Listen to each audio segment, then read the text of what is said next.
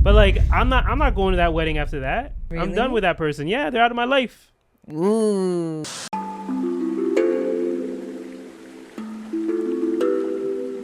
I promise you you're not. I'm gonna remember. Mm-hmm. Okay. Welcome back, guys, Famous to another last episode of words. The Cousin. What did you say? What? I said, welcome back, guys, to another episode of The Cousin Connection podcast. Why the What? I don't know. I'm just feeling somber energy? probably because I like just ate, so the itis is hitting me right now. I like knew. as we sat That's down. why I didn't want to take a bite. I know. Like I'm 'Cause really I heavy, knew. and this is after like spending 3 hours in the sun, or 2 to 3 hours in the sun, You have cutting grass. What's it called? The heat. Heat stroke? Yeah. Would it be heat stroke? Because I feel, hopefully I'm not getting a heat stroke right now. I just like faint halfway through the podcast. Yeah, but It's not that hot outside.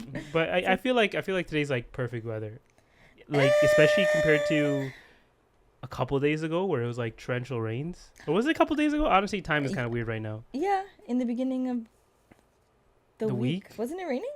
I don't know. Time is flying I feel so like quickly it was, now. right? It feels like the day between like Monday to Friday just doesn't exist in the summer. Like you don't feel it as much. I don't know what it is. I do. Do I don't know. you? I had a crazy week this week. Really, like work wise or just like everything that I had to like. Look at this. If you look What? at my phone, Yeah. you can see my reminder.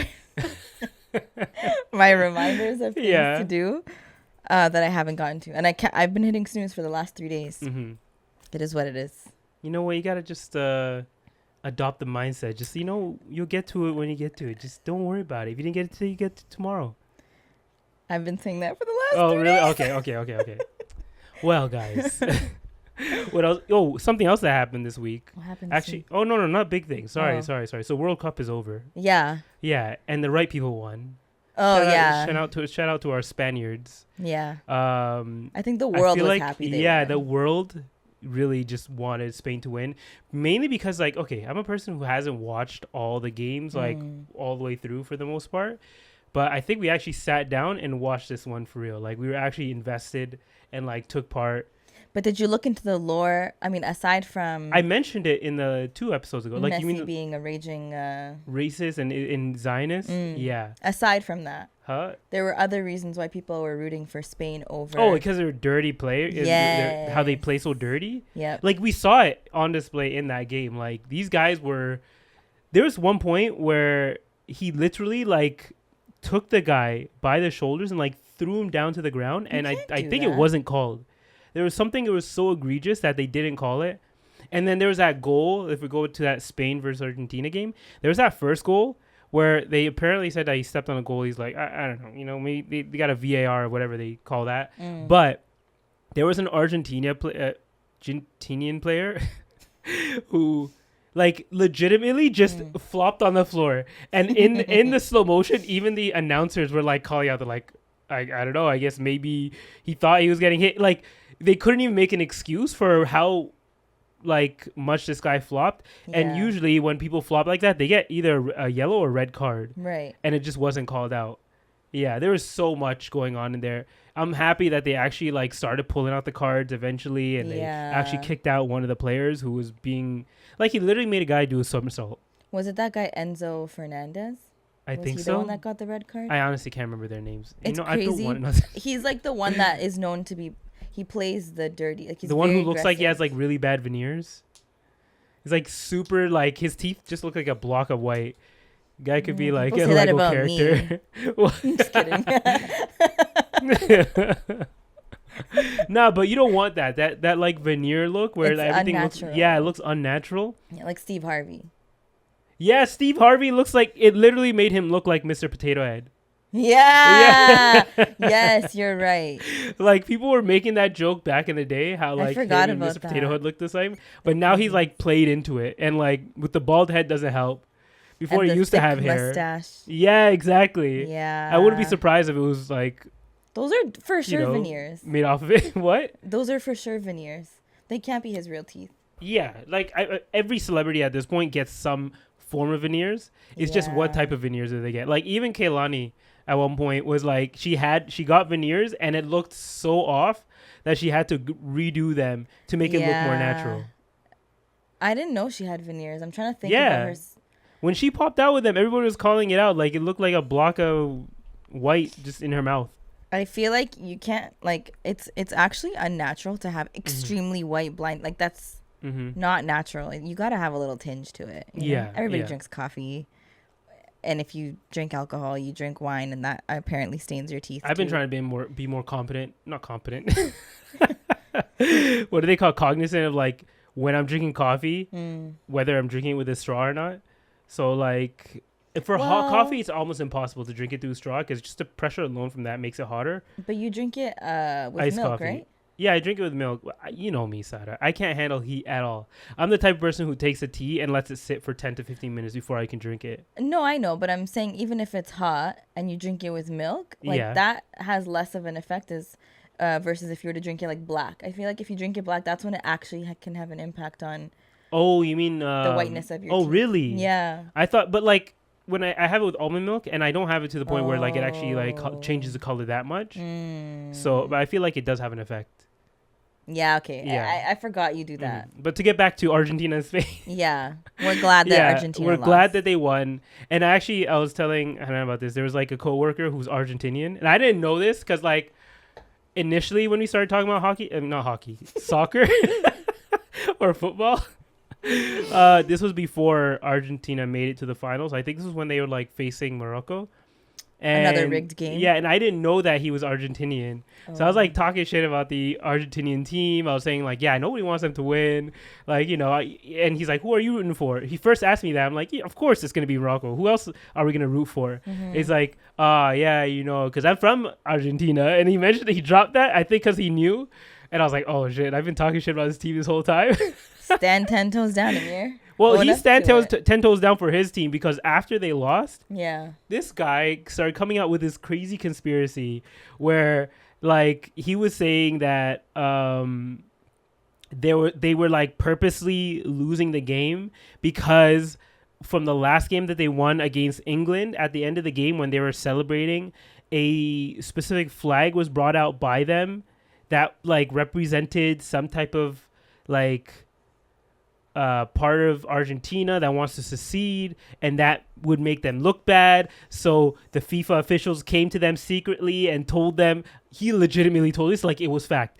They came to them and told them like that if they have to lose the next game and if they ever want to be in FIFA again or something like that. I was like, yeah, sure, of course. Yeah, you know what? They're all the officials are corrupt, you know, and like I was technically saying true because they are corrupt, but just not in the way that he thought I was talking about it. That's, I mean, far-fetched. I know, reach, if you will. Yeah, and he was playing. He's like, they play with heart, you know. They're very sportsmanlike. I'm like, did we watch the same game? Sure. You wanna laugh? What? We actually can't show this on the podcast, but you're gonna. Come laugh. on. No, because it's not my kids. I can't show you this. Where is it? The kids watching the game? This was Noah's reaction when Argentina... Are those tears? Yeah. Why is it in a face for? Because don't you see how he's crying? That's when Argentina lost? Yeah, he wanted Argentina to win? He's a big Messi fan, apparently. What? I thought he was a Ronaldo fan, but obviously Portugal got kicked out a while ago, so this was his reaction. You can see that's true. Well, for the audio and people who can't see it, actually, because she's not showing it. He's legitimately face pressed flat into the seat of a couch. Yeah. And right next to him, there's like a trail of tears that are in the shape of a face. It's actually funny. Because you know what? He probably moved. I'll ask my brother if I can show this photo, but I can maybe blur out his head or something. You can't see his face anyways. I know you can't see his face, but I don't know. Oh my god. I feel like Noah would like to be featured on this podcast. I don't know. One day we'll get him on. But yeah, I was like, since when was he ever a Messi fan? And Sabri's like, I don't know. He made him a true sports watcher now. Like that kid's gonna be mini him. A Raptors head. He's gonna be 100%. I guess a soccer head now or a football head. He's been really. Yeah. I don't know why I never got that bug. Even my dad looked at me sometimes in disappointment. He's like, "You don't like soccer? Played soccer. You played it. I played all the sports. I like playing the sports, but I can't sit there and watch a game for 90 minutes unless I'm there in person." What? ADHD. It's maybe, I don't know. I just have to be doing something. But you play games and you need attention. Yeah, but you have to interact with the game. You're actually playing it, right? It's different. Is it? Yeah, and a lot of times the game is telling you a story at the same time. So is the sport. But the sport, you have to kind of make your own story, which could be creative in its own way. But I'm not here for it. I can't sit there and watch it for that long. We actually did go to watch a baseball game this week. The slowest of all sports. Yeah, and it was disappointing. Like, this is like a year off from Toronto almost winning the World Series, right? Yeah. Last year they made it to the top 2. Yeah. They faced who was it? LA. I can't remember. Fact checker. I don't know. I have no idea. What? It was LA, right? Yeah, the LA Dodgers. Oh, they won last year? Yeah, and they lost. Like, it was the most like unclimactic loss as well last year. I thought they were doing well. They did yeah, they made it to the last 2, right? No, I mean this season. Nah, especially if these games that they recently played are any indication, they are not even making the playoffs. But again, I don't know what the total is. I don't know what the like win to loss ratio is. So I'm kind of just going off of vibes right now. But vibes are telling me they're not making it to the playoffs because, and we're talking about the Toronto Blue Jays. I don't know if I mentioned that. Yeah. But yeah, we went to the game because our company sometimes they have like a booth so they get tickets or whatever.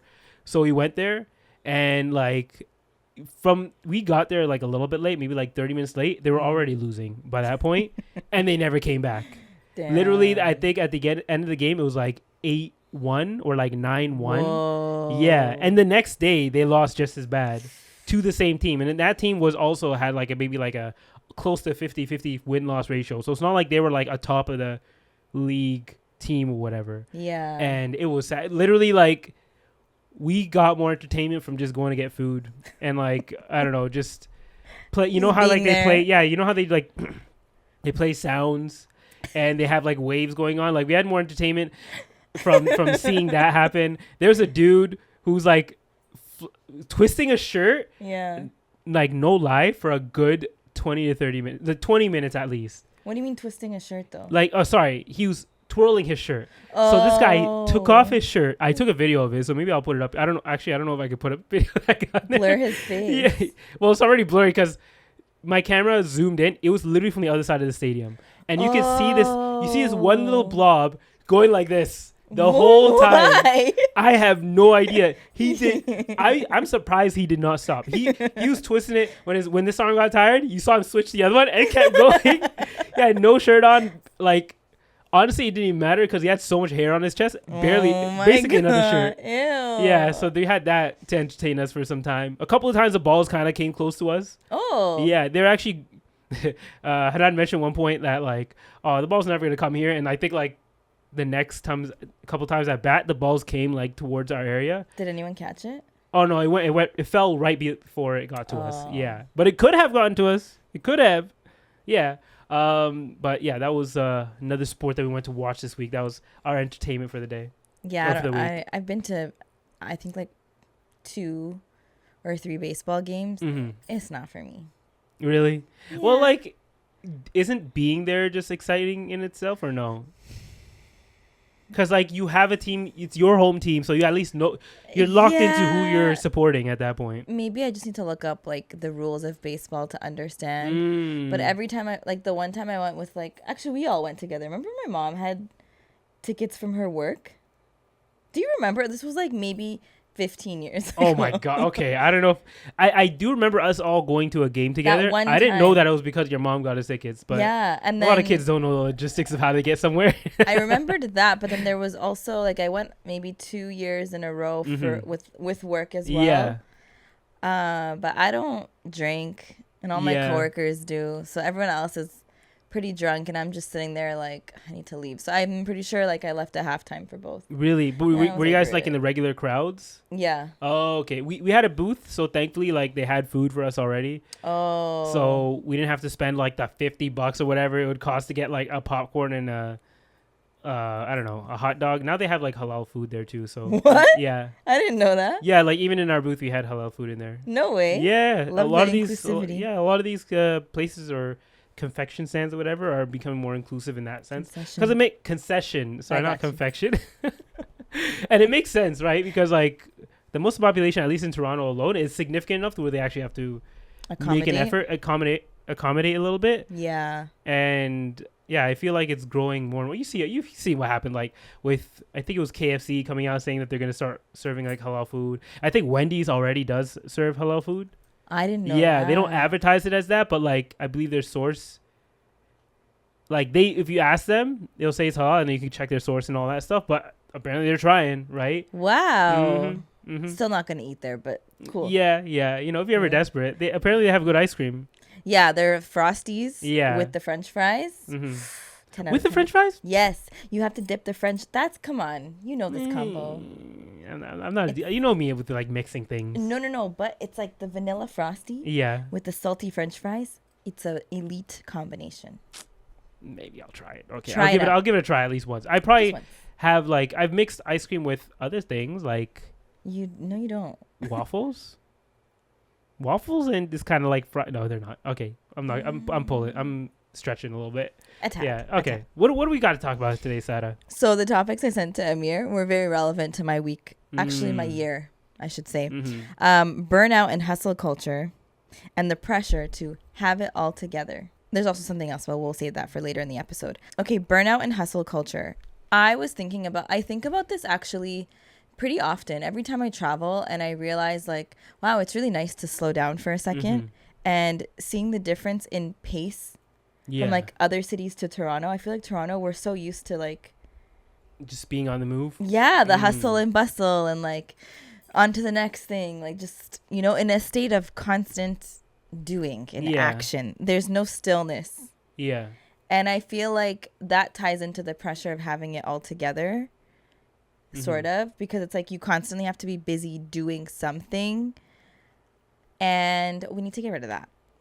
But I feel like it's because, first off, you know, livability.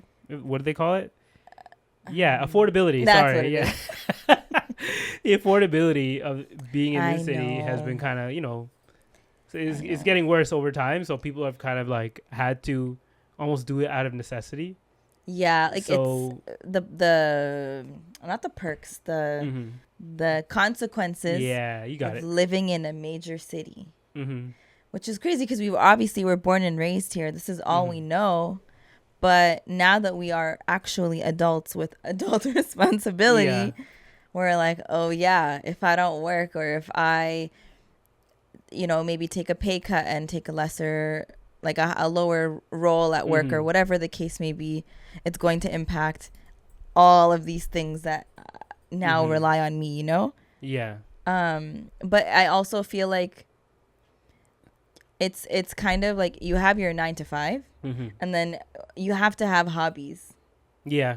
To feel somewhat stimulated, because if you were to just, I don't know how people do just work. Well, it's not only that you have to have hobbies. It's like, I feel like you have to have boundaries. Like what? Like for me, I set, well, outside of like if I have to do overtime for that week, whatever, it's like when I'm done, I'm done, man.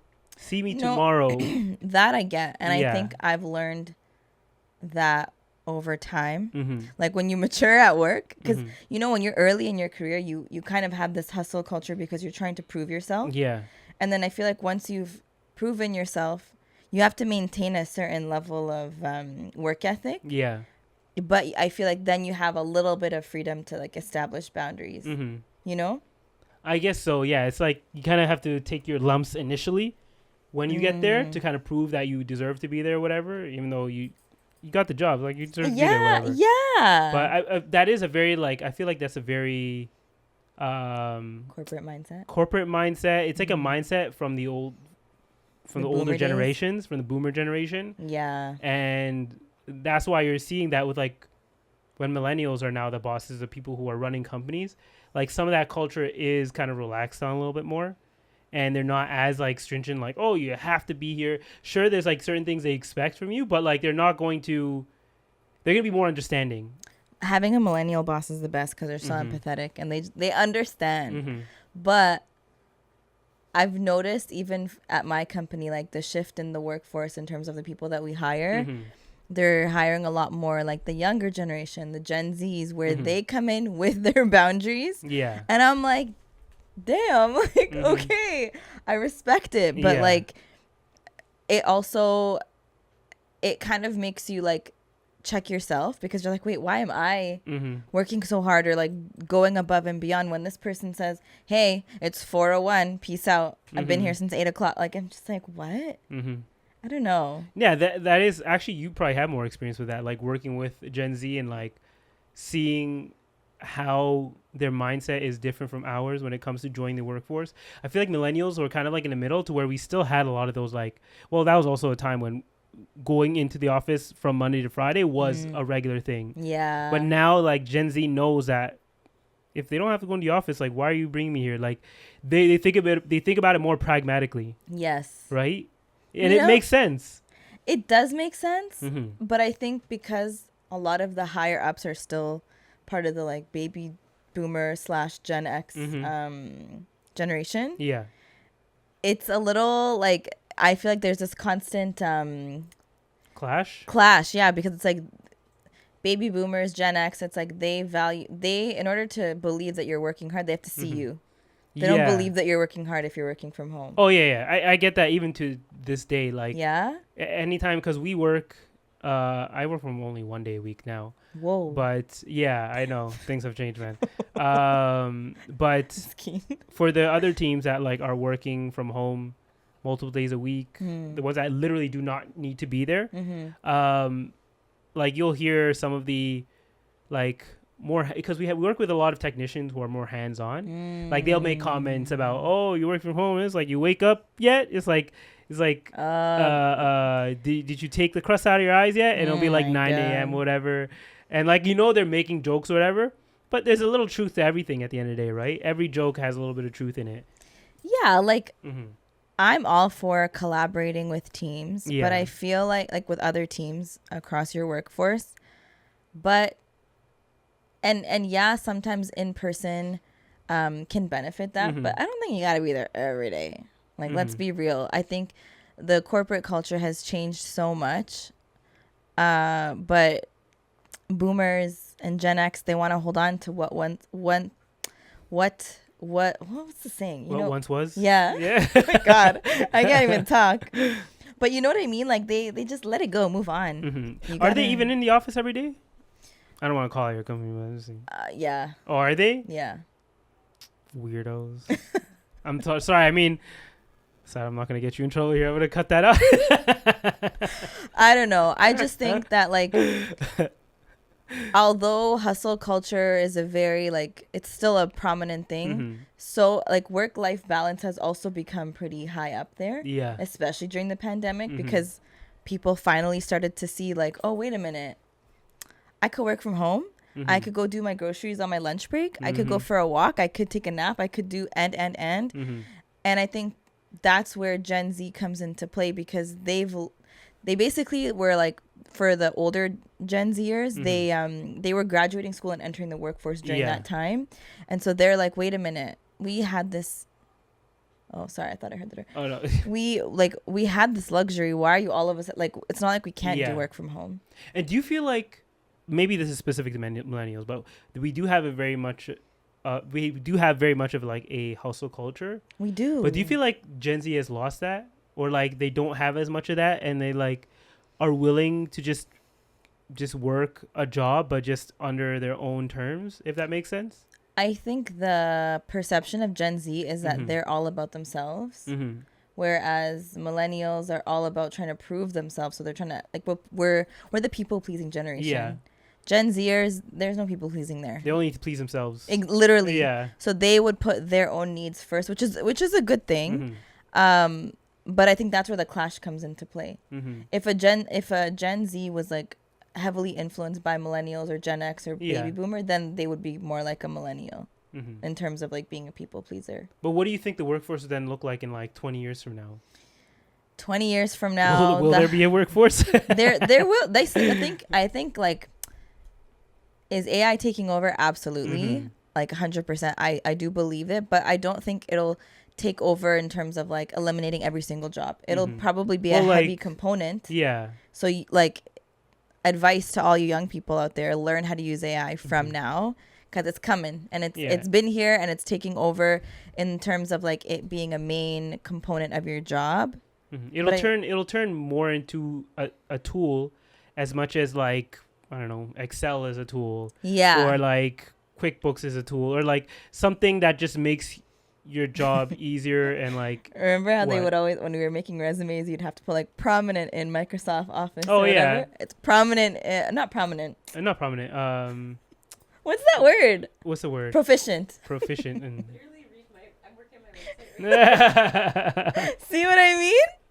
See what I mean? Put it in the headline. Yeah. Leveraging AI. But like, but you literally have to do that. She's working on her website on the side here. So. But you literally have to do like proficient in AI, I'm sure, on your resume, because if you're so resistant to that too, and it makes it difficult. Yeah, and you can even see like there was a huge layoffs like a year ago where they were laying off 10,000, 20,000. Like just that number alone sounds ridiculous by how many people are losing jobs. Yeah. And every time I hear about that, I'm like, that's 10, 20, 30,000 people going back into the workforce for a job that was already lost because they said it was no longer needed.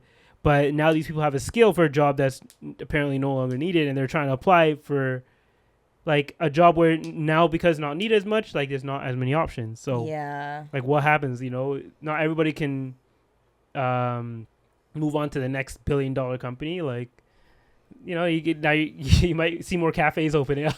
I mean, entrepreneurship. The reason I said that's because I got a TikTok where I got like 3 TikToks in a row where it was a person who lost her job and ended up opening a cafe. But that's just an inside thing. Why don't we try something else? We have enough cafes. Open up a gym. Well, it's because like or something. I don't know if you like take a chart. People who are like into making like artisan coffee, where like they're really into like getting that perfect espresso pull and all that, and like software developers, I feel like it's like almost a line is almost like 1-to-1, like it just lines up completely. Every person I know who's in like the tech world or something, for some reason has some fascination with making coffee, but that's just my own opinion. Okay, go back to what you were saying. I think in the end, all I'm saying is that the pressure to adhere to hustle culture needs to stop.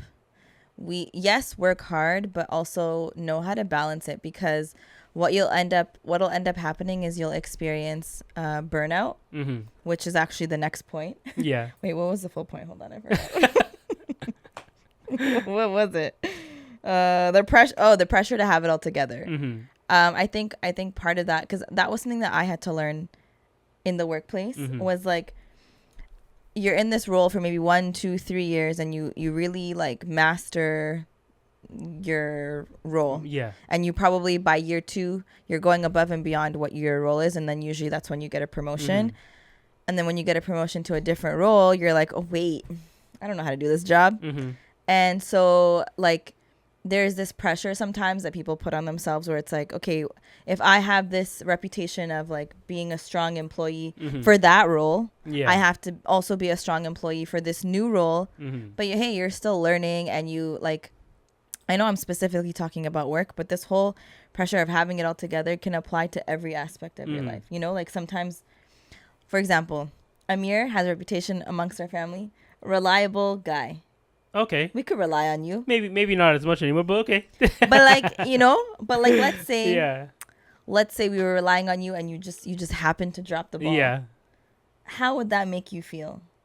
I feel like you'd feel a little bit like, oh man, I'm so sorry. Yeah. Like last week. Oh yeah. Even though that wasn't your fault. Yeah.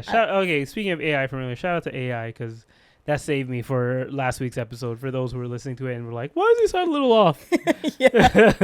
If you're wondering why we sound a little bit weird last week, it's because AI took over. Yeah, I literally had to take the audio from our camera, which is sitting behind 2 fans, and get that to somewhat work, and then split that into 2 different channels for both speakers, so that the cameras will be able to change angles depending on who's talking. So, but you know, we made it work. And shout out to AI for that. A tool. I used a tool for that, and that's exactly what they're supposed to stay in their lane and for. It's never going to replace Amir. It's simply going to work with him. Exactly. Yeah. But you know that feeling of like, oh, I actually didn't have it all together. Because I like going back to the point that I made before, where millennials are the generation where we are people pleasers. And I feel like we're also the generation that, like, we kind of collectively all agreed, hey, let's end the generational trauma and let's all go to therapy. Yeah. So that's a good thing. But I feel like this innate pressure that we all have within ourselves of like having our ish together also kind of bleeds into this hustle culture a little bit. Yeah. No? But I feel like I used to think like that, but I'm very much now where like I'm more like focus on my own pleasing, like not my, I don't want to sound like selfish or whatever, but like no, but I'm less about people pleasing other people and more about like making sure that I'm good. And like my headspace is good and like my environment is good. Yeah. So like you're protecting your peace. Exactly. So other times where I'd be like, yeah, sure, I'll like, you know, do this task, which will completely like throw off my day or whatever. Yeah. Like I'm less likely to do that now than I was in the past, where I'd like go way out of my way to do something because, you know, now you have responsibilities, you know, especially when you're married, you get more responsibilities on you. It's like you have to account for another person as well. So that shifts your priorities. I was going to say, like, what changed? Like, what changed your perspective? Do you think you feel this way now simply because you got married and it kind of forced you to like I think I knew that I would have to change. Yeah. Like once I got married, like I can't just like pick up and go anywhere. Yeah. And like kind of just go and do this thing. Because before, like I didn't have to, like it was just me and myself. So if I knew I had the energy, I'll just go and do it. But like now you have to actually consider another person instead of just yourself. That's true. So that definitely changed a lot in like how I move and the things that I do. Yeah. Overall. But so that's why like sometimes I get the called a zillennial by a certain person. Why? Because millennials, like you mentioned, they have that like innate trait where they are focused more on making sure that they're good, that they please themselves first before pleasing others. And I kind of shifted towards that over time. Yeah. Like I mentioned with the whole work thing, like you see me whenever it comes to work, I always tell you like just at the end of the day, you're just getting a paycheck for these people. Like just when you clock out, you clock out. Don't worry about anything else. Like you can get if you need to make more money with overtime, whatever, do that. But if not, man, I don't even get overtime. See, so like at that, if I never got overtime, you would not see me past 5 o'clock. You know what? Out of there. Listen, I agree now. This is something I learned in the last year, especially with like when you change jobs. Yeah. And you like are on a new team and you have a new team culture, and it's just I've had so many conversations with my manager about this because I'm like, you know, just because I clock out at or like log off at 4 o'clock doesn't mean that I'm like done. Like, are there days where I've worked 10, 11 hours? Yeah. There. No. Only because. And I shouldn't admit this out loud. Oh, okay. I shouldn't admit. I'm gonna get in trouble. I think. Okay, it's not American. But like, okay, there's balance with everything. Yes. You might give 100% to work one day. Yeah. And you might give 50% another day. Or you mean 150% one day and 50% next day, because it evens out, and she's always giving 100% on average. Exactly. But like, you know, sometimes you're like super focused and like take only one coffee break, and the next day you're like, hey, I might need 7 coffees today. I may need to go on a walk. And that's okay because it's balance, and I make up for the days where I only do 2 tasks versus the days where I do 10. So hey, taking care of yourself first makes you a better employee. I agree. So and if you they're really benefiting from that. If you work for a company that values your well-being, yeah, then I feel like you're very blessed, and you should really take advantage of whatever resources they might have, whether it's like mental health days, I don't know, your benefits, all that kind of stuff. Yeah. You know? Take advantage of your benefits, guys. Don't be like me. Yeah. Never takes advantage of them as I should. Did you do the thing that I sent to you? The business card? No, I ain't Amir. I ain't have the time, okay? What was that? I don't know what that was. Okay. I don't know. But yeah, burnout is real. And you're talking more about your job, right? Yeah, but even outside of job, Yeah. I think another huge thing is, you guys know, we talk about it. Amir, more of an introvert, masked as an extrovert, right? Yeah. I'm extrovert. I like to cosplay as I'm shy and an introvert, but it's all a lie. You guys know at this point. I can't even fake it. She has like a very thin barrier. So the moment you get like a couple questions in, that barrier is gone. My wall's a little thicker, guys. But you know, but it's a false wall. I think I tried to convince myself that I was an introvert during COVID. Nah, everyone was an introvert during COVID. I just developed social anxiety.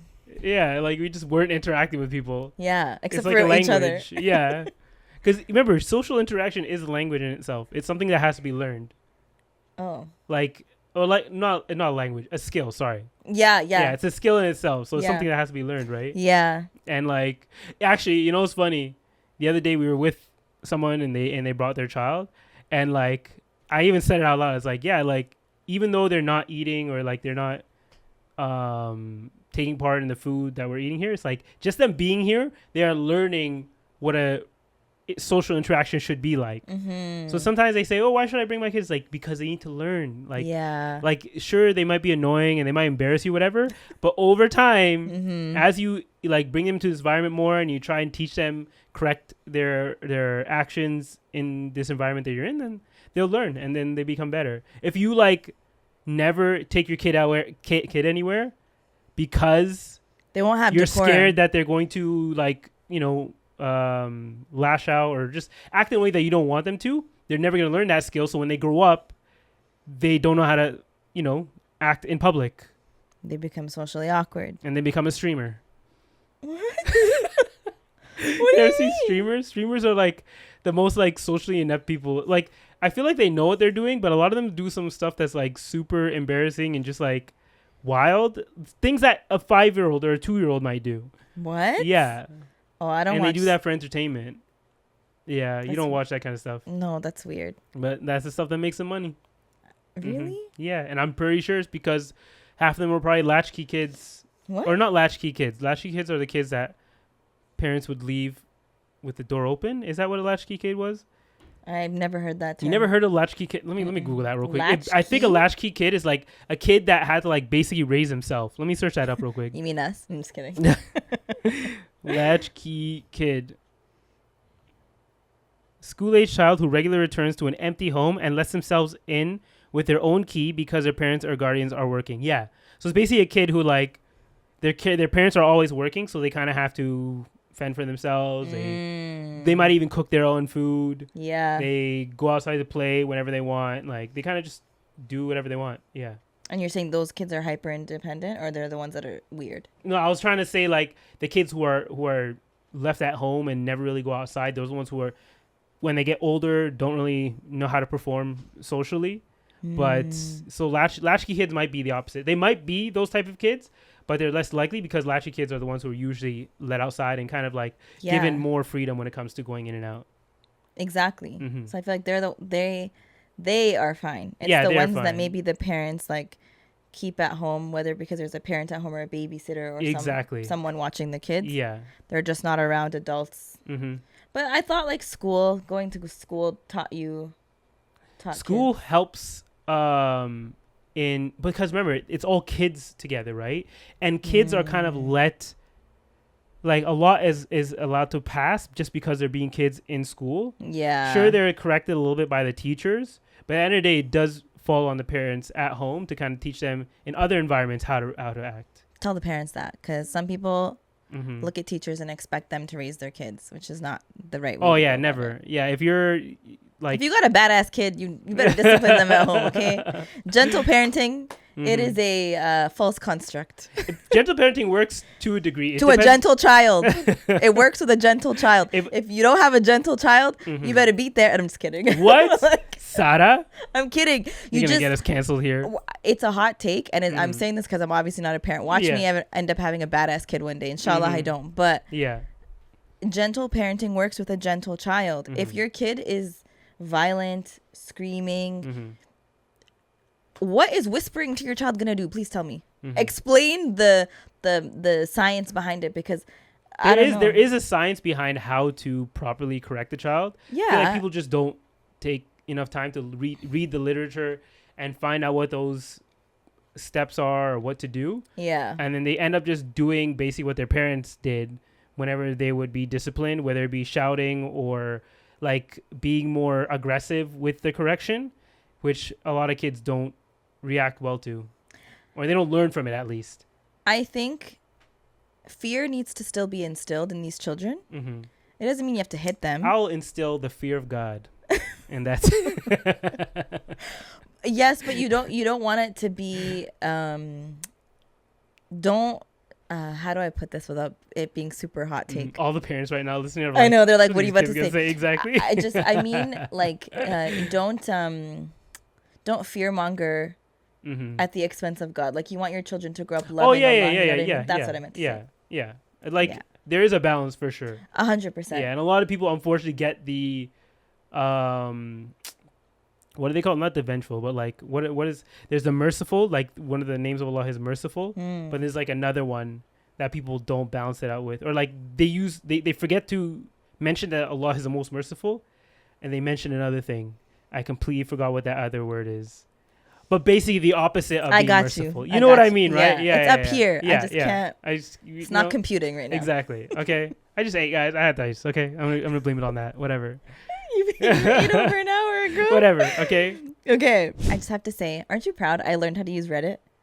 Oh yeah, I was surprised that you sent me one from Reddit. Yeah, because I was trying. Have you never been on Reddit? No. It took me a minute to like figure this out. Yeah, I knew it was your first time on Reddit because it was in light mode. Like, who uses light mode? It's okay, whatever. You literally use your TikTok in light mode. I showed you how to put it in dark mode. I didn't know that you could change it. Okay. Oh yeah, because Android was like a year behind on that. No, I don't know about that. It literally was. It literally because was it actually? Yeah, you didn't have the ability for like a good year, and then one day I was like, Amir, why? I didn't even know that there was I forgot that even happened. I just always remember being in dark mode. There was a time. Okay. Okay. So we've been talking about doing segments, and we're just gonna like dabble into it. You guys let us know if you like it. If you don't, let us know. Am I the a-hole for declining to be the sole financial backup for my friend's wedding after others bailed? That's the title. So the person says, I, 24 female, a close friend of mine. Oh, sorry. I'm 24 female. A close friend of mine is getting married soon. Over the past year, I've already given what I considered a generous cash gift and told them repeatedly that I'm happy to help with non-monetary things, such as set up the day of, running errands, decorating, whatever they need that doesn't involve writing another check. A few weeks ago, they came to me because several of the groomsmen who had agreed to chip in for certain planned events, i.e. bachelor activities, some decor, a couple of group contributions, suddenly couldn't or wouldn't pay. My friend asked if I would cover the shortfalls so that the plans wouldn't have to be scaled back. The amount wasn't catastrophic, but it wasn't trivial either, and it would have meant dipping into money I've been deliberately saving for my own goals. I said no to the extra cash. I reiterated that I'm still available for time and labor, but I can't be the backup wallet when other people drop out. My friend was clearly disappointed and said they felt let down. Since then, a few mutual friends have weighed in, saying I'm abandoning them on their biggest day and questioning whether I'm a real friend if I won't step up financially when the wedding is on the line. It's turned into the usual group chat drama about loyalty and priorities. I don't think friendship means becoming the default financial safety net once other people bail. I already contributed what I could afford and offered practical help. Am I the a-hole? What? First off, where are you getting these friends that are paying for weddings? I have never seen this before. It's because for non-ethnic people, aka if you are white, you have one day. Yeah. So your groomsmen, your bridal party in general, they pay for things like your bachelorette, the bridal shower. Usually what ends up happening is that the bride and groom will pay for either like hair and makeup or the dress or the outfit of their bridal party. Yeah. So it kind of like the bride and the groom help you with your outfit and on the day of. Yeah. But the bridal party pay for things like the bachelorette, or some people have a thing called okay. I thought there was a thing like for the OG, like the whole wedding, like. For people like us where we have multiple days, obviously that's very expensive. Like, yeah. But I think in this case, this groomsman was asked to contribute more for the bachelor party. And what was the other one? I can't remember. What did I say? The bachelor activities, some decor. Yeah, that's why when he said some decor, I was like, decor? Like, do they mean decor for the wedding? Okay, that's a little weird. Yeah. And that's unheard of. And also, why are they to focus on the girl? Why are they giving her shit when like the people who backed out, shouldn't they be focusing on them? Like, you had a responsibility. I hate it when people do this. Like, we've already. It's like purchasing the Airbnb and then like half the Airbnb gets drop out. It's the same. It's the same idea. Like, at least to relate to something that a lot of people might have actually gone through themselves. Well, as like, you had a wedding, right? Yeah. So like, let's say. I know you wouldn't put people in the side. I feel silly even asking you, but like if you were in this position and you were the groom, and let's say like half of your groomsmen, I don't know, dropped out of an Airbnb that you guys decided to all get, would you then leave or question your soul or two groomsmen that are left that are still? No, you'd be questioning the guys who left. Yeah. It doesn't. Yeah, this story makes it like you gotta get some new friends. I don't know if I'm pulling up to that wedding or any of these events. You're the groom. I guess so. You have to pull up to your wedding. Yeah, I guess so. But like, I don't know. It's Or if you were the friend and like if you were a groomsman, and now they're like, Amir, man, just pitch in. Like my whole Airbnb is gonna be canceled. They're ruining my bachelor weekend.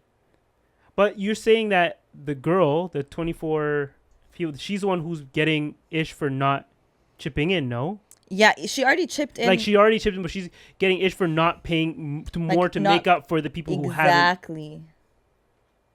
No, I would get the people who are actually no, I wouldn't get the groom or bride, especially they're if it's already like paying for their own wedding. Exactly. But I feel like if you're having a wedding as a bride or as a groom, wouldn't you like, for me, if I was planning a wedding, I wouldn't plan a wedding with the notion of, oh, my cousins are gonna foot the bill for this and this. I wouldn't. Why? Yeah. If I can't afford it, I'm not having a wedding. Like, it's not that hard. I just stop spending beyond your means. Stop relying on other people to pay for something that you wanted in the first place.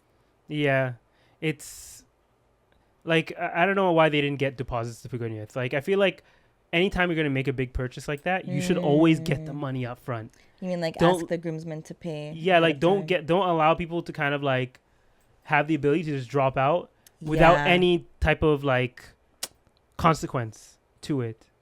If it's like something serious happened and they have to drop out, fair. Yeah. You know what I mean? But I do agree, like maybe take a 50% deposit if it's something like a bachelor or bachelorette trip or Airbnb or something like that. Like take half of it ahead of time.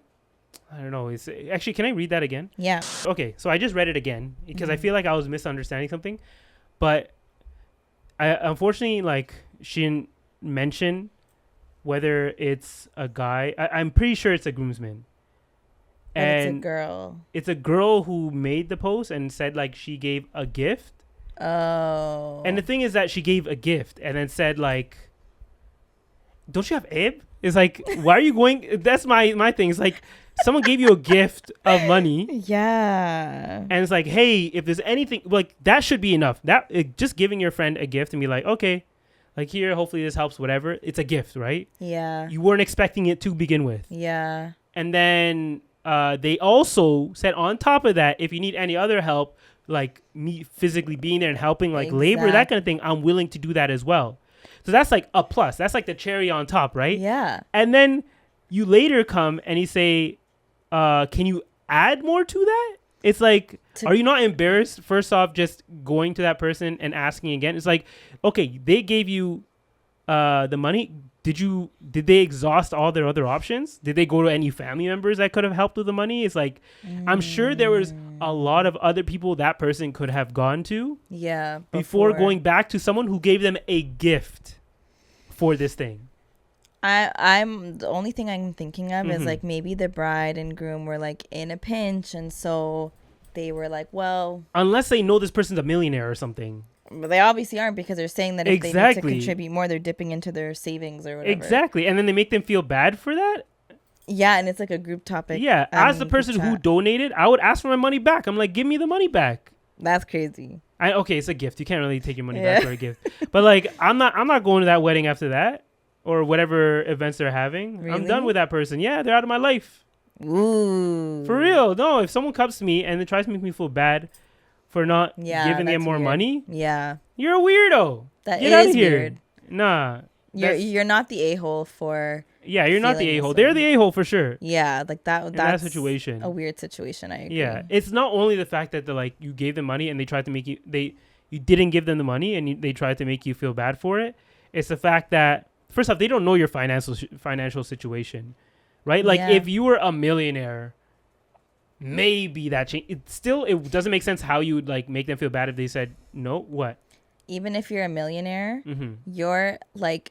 Your friends should not automatically look to you to always foot the bill. Exactly. That's not fair. Yeah. You're a millionaire because you're that's just your circumstance. Yeah. But that is you're not now responsible to like fund everyone's life. That makes no sense to me. I don't know. I don't respect that either. Yeah. So exactly. So that's like, and that's like, I was stretching it for that. Yeah. Right. Saying like maybe in that sense, and maybe if you have a history of being the person who is willing to help out people who maybe has some shortfalls in this situation, but generally like you should be exhausting all other resources, and I wouldn't even go back to that person to begin with, the one who's already given you money. Right. I would go to the people who haven't given money, be like, okay, maybe you can't pay for the whole thing, but give me what you can to those groomsmen that dropped out or whatever, and I'll try and figure out a way to cover the rest, right? At the end of the day, I think if I was in that situation and I was planning a wedding and I needed bridesmaids, I think the best thing that you could do is be transparent. If you know that you're going to have your bridesmaids wear multiple outfits, break down like a cost for them and say, hey, to be a bridesmaid, you're going to approximately need to spend X amount of dollars.